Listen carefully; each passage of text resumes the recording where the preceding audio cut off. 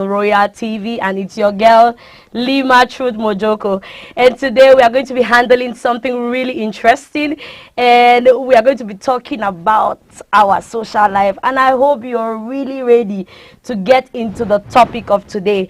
But before we talk about this topic, we are just going to go on a short breather, and when we get back we will dive down to what we are supposed to talk about. See you. Speak to the counselor with your girl, Lima Truth Mojoko.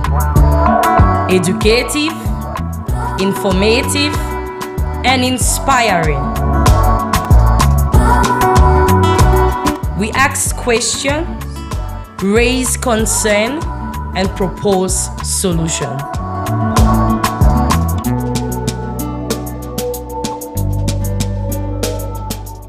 Welcome back, guys. You're welcome. You're welcome. You're welcome. If you're just tuning in, this is Royal TV, and the show. The 1965 right up to 1979, and there are previous generations before that. There was a silent generation, actually, that was during the First World War. That's a silent age, and so there have been many generations. And presently, as we speak, it's no longer Gen Z. Actually, we are now parenting the Gen Zs, but we have a generation that began sometime in 2013. Oh, there's a new generation. Gen Zs are from 97 to 2012, and then there's Generation Alpha. You know, okay. Our kids now, like my kids are now up to 5 years, they are Generation Alpha. So, and you know, scientists are already beginning to predict the next generation, which is Generation Beta. Generation Beta, which they are predicting to be by 2029, and so on and so forth. So there have been many generations, but the Gen Zs are very peculiar. And I'm sure we shall be looking at some peculiarities about their generation. That's right. Yeah. All right, maybe you could give us an overview of an example or a clarity on what parenting is all about. The word parenting, what does it mean? Parenting has to do with nurturing. It has to do with grooming. It has to do with brooding. Brooding, like how a hen broods over her eggs. For about 21 days for them to become to hatch into chicks. So that's parenting. It has to do with nurturing. It has to do with brooding. It has to do with training. It has to do with training up a child in the way the child grows, so he doesn't depart from that particular way. Scriptures is coming in. That's it. So it has a lot of intentionality that is involved with it. Unfortunately, we're in that age where the poor economy has pushed parents to neglect the children because they're paying for money for the children. And unfortunately, those parents make so much money, and they use the money to bail the children from prison cells and waiting trials and all that. Whereas they would have regulated that and managed all at some point. So you mentioned different generations before now. Yeah. That of our parents, that of your time, and that of this generation, which is the Alpha generation you just said. Yeah. What's the whole difference with the parenting now and the parenting we had with our parents that groomed us in their own way? Because the parenting is totally different. Yeah. It's totally different from the one our parents had. So maybe you could give us an overview of what that parenting is all about. Of course, my first phone was after I had the advanced level, 2007, and that was we called it Nokia Touch. Wow. Yeah, and the peculiarities about the Gen Zs is that they are born in a tech age. They are born in an age where there are smartphones, you know, flat screen TVs and all of that. Makes them more radicalized. You know, you're talking about you don't shout at them, and I'm just thinking like the ones that are really strong, those ones that we have to break their head and put in the stuff. How do we manage those kind of children? Yeah, breaking has never helped. All right. Yeah, some of us were flogged. We had to cram the times table in class 7. You know, you say it every morning before you enter the class. Even though they give you 12, they back you up and give you 24. I cannot remember any of those things that I even crammed in those days because I learned them under very tough hard conditions. Yes, hard conditions. But if the teachers won my friendship and made me understand why I need those things, you know, there's always a way you can learn. Even the toughest person, even the toughest criminal, always has a point where you break them. And I think that's where counselors come in. Counselors use only words to break you. One who has been a serial killer, one who has been a rapist, one who has been into recidivism. That means you go to prison, you are released, and you go back to prison for that same act. A therapist works with you just with words, and the words break you and break you and break you, and that is it. So it is not really violence and torture, you know, and repression or coercion that brings out what you want in a person, but the right words at the right time, in the right way, can actually help that person through. You mentioned the issue, the aspect of therapy and counselors. Yeah. So to somebody who cannot afford therapy, because therapy now, you need to have money to be able to get therapy. So to that person who cannot afford therapy, and you have that kind of child in the house, and you are struggling to practice the Gen Z parenting, how do you maneuver it? Do you think beating comes into it, punishment, or let's just bring those kind of it goes back issues? to thank you, Ruth and Truth. It goes back to to relationship. Yes, I've been teaching with the government now for about 11 years plus. Wow. And I mostly teach lower and upper six, the grown-ups. I've taught at big schools like Mojoko, where you come into class, students are gambling in the class, and I have to beg them to please use the other hall so I can teach their friends. Are you seeing that? But if I want to just shout, what are you doing? You're gambling in school, blah, blah, blah. No, and rather, I want their friendship. That's right. And I relate with them. Sometimes I speak to them in pidgin just to identify with them. I make one or two jokes in pidgin to identify with them. But if you think you are that disciplinarian and so on and so forth, it becomes a very, very huge challenge. So I still want to insist that connecting with them is very necessary. But at first I was that teacher when I just got into into teaching. I would think that you can be very hard and hard and hard, but I saw that it wasn't really helping. You would rather find them challenging you in class. I've seen many students with phones in class. I've seen them, but I say, kindly keep that phone. You're not supposed to even bring phones to school. Don't make me report that to. And you don't take it to? I don't take it anyway. Wow. But some teachers will take that and go, and then they break the phone. You already created an enemy with that student. They could even hold you in the streets and beat you up. You know that? Do you know that children are begging for teachers like you? Yeah, and I have issues even with the school. Right. I have issues even with the government on this. I think that it's a Gen Z age. Their peculiarity is that they are born in the smart age, and truth be spoken, as we speak, in China, 0 to 5 years are being taught AI. Wow. Yeah, a 5-year-old. My kids are there. My daughter is 2. She can manipulate the phone. She can do all those things. My son is almost 5. He can do those things. But he knows nothing about AI. His age mates in China are already knowing AI. He is still getting to know about WhatsApp, about videos, about music, the folders in the phone, and so on and so forth. But, others are going. So, a child should not be in Form 3, Form 4, and doesn't even know how to use WhatsApp. Because, of course, the parents cannot afford a phone. So if government cannot provide those things, parents at least should ensure that they provide them, because that child will be limited while his friends are in this tech age. Content creators, I don't think they learn it in some school. That's right. I don't think you learn content creation in the school. Anybody can be a content creator, whatever he or she does. And I think that you learn those are self-learned skills. Skills you learn them self. So if there's no phone around, there are no gadgets around, how does that child actually learn them? Sometimes even a parent could give a child 1 hour with his or her phone every day, because that child is in Form 1. He needs to know what happens with the phone. It's very necessary. When I give students assignments, I say, if you don't have a phone, beg your elder brother's phone or your siblings or your parents and do this. I say, do my assignment using AI. I tell them to use ChatGPT or Meta AI. That means go there and ask this question I'm giving you in class and get the answers. They could get it from Google. But I want them to understand that there's something like AI happening, and they have to get abreast with that as early as possible. Yeah. All right. Under the same topic, Gen Z parenting, you just mentioned you're married, you have 2 children, one 5 years. Yeah, 3 actually, there's a baby. Oh, congratulations. Thank you. Yes, all right. Yeah. So I wanted to ask, what are some of the challenges you face parenting your own children? Yeah. Very huge. Challenges? Yes, very huge challenges. As young as they may be, very huge challenges. One is even screen. Just the screen time. Yeah, we had to. We have a structure. We have taken several parenting courses for their sakes.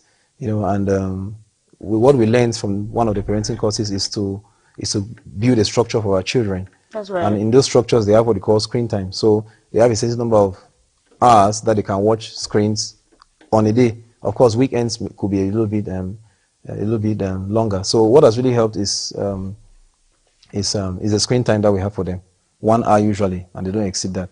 And sometimes it's not just about them watching anything on the screen. That's right. We have sacrificed our pleasures. I was just about to for ask their that. sakes.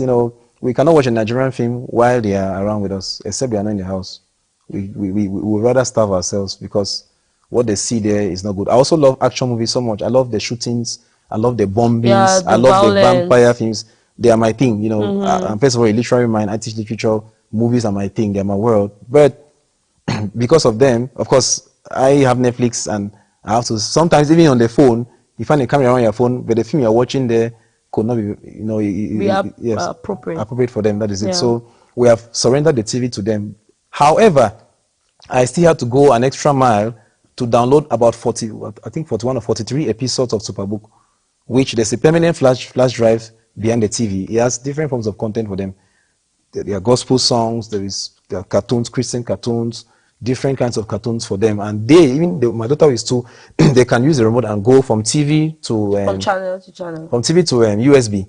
Wow. You know, yeah, I'm serious. It's TV to USB, and put their cartoons and watch them, and so on. So because it's not just about watching any cartoon that is supplied by the cable networks, but the cartoons that can also edify them and view them up. And my son, when he goes for Sunday school in church on Sunday and comes back, he has many little prizes, because most of what they're talking about, he has watched the cartoons. When they're talking about Daniel, he knows the stories because he has watched them on Superbook. We have 40-something episodes of Superbook that are downloaded on YouTube just for their sake, so that you can get not just any kind of cartoon online, but the right cartoon. Because even online, there's homosexual content and, that's right, and all of that. So we have to be very careful about that. So I want to believe every generation have their peculiarities and their differences. Yeah. So in the time of your parents, when they were grooming and all, beating, flogging, punishment, you had to be able to train up a child. What are some of the things we could say about doing? It doesn't concern you when another person sees and want to discipline you, get offended, sometimes get to an issue where you have to lock up and all.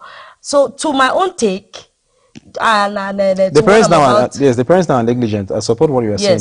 They are negligent, and unfortunately they are not supposed to, because the same tech which the Gen Zs are born into is an advantage to the parents. That's it. Truth. In most Asian countries, they have their WhatsApp, they have their TikTok apps, which are different from the ones that we use.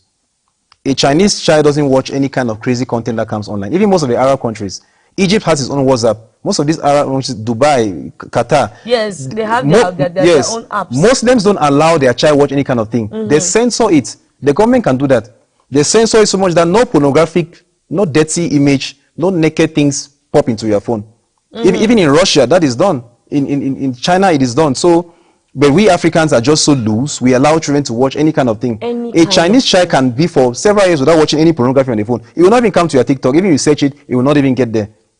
And our government has the potential to block all of these things, but they let it loose. I don't know why they let it loose. And of course, it destroys the children. So if the government has let it loose, a parent can still install those customized apps for their children. It means one of the things Gen Z parents should take note of from censor. Our parents before is follow up your children. Follow up, yes. Don't let your child lose. Whatever the child does, you give, especially with parents that I've witnessed a particular issue where I was in a house and a child walked in and said, "Mama, please, I want 50." And the mother said, "Just go to my purse and take." The next minute, "Mama, I saw sweetie at back. Go to my purse and take." And I was just watching, and the next minute again, she was looking for granite that she kept in her bag.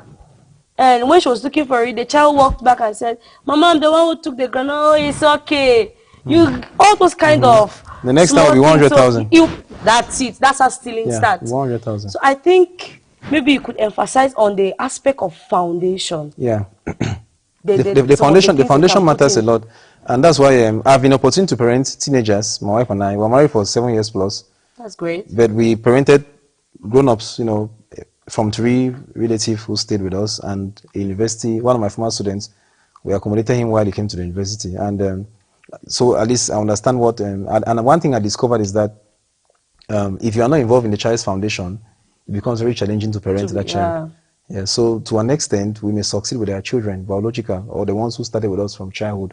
But when somebody who has been in his own background comes to your house while he's in Form 3, that's true. Comes while he's about to enter the university, you know, you don't expect that you are not there with the foundation, and a lot of damage has been done. Sometimes it's more of damage repair that we are doing, you know, instead of actually parenting those particular children. Parenting. Yes, and then I happen to have to be before. I'm the national chairman for Baptist students and youth in the whole of Cameroon. I'm the national chairman. Before that, I was national student ministry coordinator. So I coordinated all the campuses, government universities, private universities, and even secondary schools.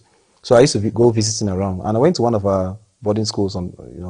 Fortunately or unfortunately, we made a case there where he's a serious drug addict. The mother has really tried. He's a scammer also. Wow. He was sent abroad, went to Dubai, things did not work out. He came back, and they have just put him in upper 6 to try if he can have advanced level, and this is what the mother proposed to the school. The principal was telling me this, that she wants to pay. She has the money. She wants to pay so that during 30 holidays, he doesn't come back home. He just stays there. Wow. Alone. Can you imagine? Why? Because he steals a lot of money. He steals millions. It's like he smells money. She has hidden it in all kinds of places. He gets there and gets it. So imagine if you are a relative. They say, please, let him come and stay with you. Oh, so you're finished. So what do you want? I mean, the foundation has been shaken. What can the righteous do? It's already destroyed, unfortunately. So, so that's where therapists have to come in, chaplains have to come in and help out in such cases, and even prayers, and of course, why not deliverance? Concerning the issue of prayers, do you believe that there are some cases with children that are abnormal, especially with Gen Z parenting? We're bringing now Christianity into it, since as you made mention of scriptures and all. Yeah. Do you have the belief that a child might be going through a phase that does not seem right? Maybe the child, because I had an experience. This child was very brilliant. So when they removed him from this school and sent him to another school, he became as dull as the word dull. He cannot even say ABC to Z. It was worst. Then after a while, they removed him from that school, sent him again to another school. It became better, a little bit better. So in that particular scenario, will you say it's spiritual or the teacher or? Yeah, it's a little bit of all of them. Okay. A bit of all of them. It could be psychological. Unfortunately, I don't know if the schools were government schools or mission schools, because unfortunately, which is what I've been lamenting about Cameroon, private schools don't have guidance counselors. Which is important. Which is very important. They don't have, so nobody's there to even guide them. They have no one to even complain to. They have just VPs and DMs who don't understand psychology of learning per se. And that becomes challenging. And then sometimes again, you have mission schools who have the reverend fathers, they have the pastors, they have the chaplains who know the scriptures, they understand spiritual emphasis, but they are psychologically deficient. They don't understand psychology of learning. We learned that at ENS. We're trained. You have to understand psychology has a lot to do with learning. So just a child's environment can influence the child's performance or not. A child could start performing poorly just because of a bully in that class who's bullying him or her. There are many factors that are involved. That's right. A teacher could threaten a child and so on. Sometimes bad memories, different things. A teacher could even be harassing a student or even trauma. Different things are involved. And it's through discussions and dialogue after diagnosing those problems, poor performance, because what my wife happens to be a guidance counselor actually. And what do? They check performances. They compare first term, second term, compare the previous class. If it is dropping, sometimes teachers complain to them, and they call that child to the office and then talk with the child. Through that, you can discover many things that happen. My wife shared an experience with me. She's a guidance counselor at GBHS Mojoko, somewhere towards Douala. Yeah. And she had this case of this child who is always sleeping in class, always sleeping. And when she called the child to the office and spoke, she discovered the child doesn't sleep. As they finish from school, the child says at toll gate at Mojoko. They sell that tea. Vehicles pass there like till the kingdom come. The whole night.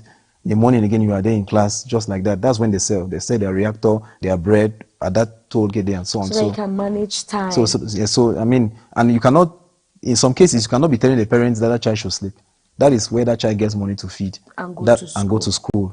Another case is melon. People sell there at midnight, 2 a.m. Bobolo, your papa is solo. A child is 13 years old. That is what they used to feed. Again, will you say they should stop them? Will you say it's really child labor? It's child labor, but that's his biological parents. He's selling with his mother at 2 a.m. because that is where they get their daily bread. So it becomes so complex that the child is not performing well. What then do? You have to find other measures to see how you can to be able to curb and it. Yes, communicate with teachers to understand, not to punish her anyhow, because you are trying to deal with some other things back at home and so on and so forth. You have to invite the parents, to talk to the parents, talk about the child's future, and so on and so forth. It takes a whole process.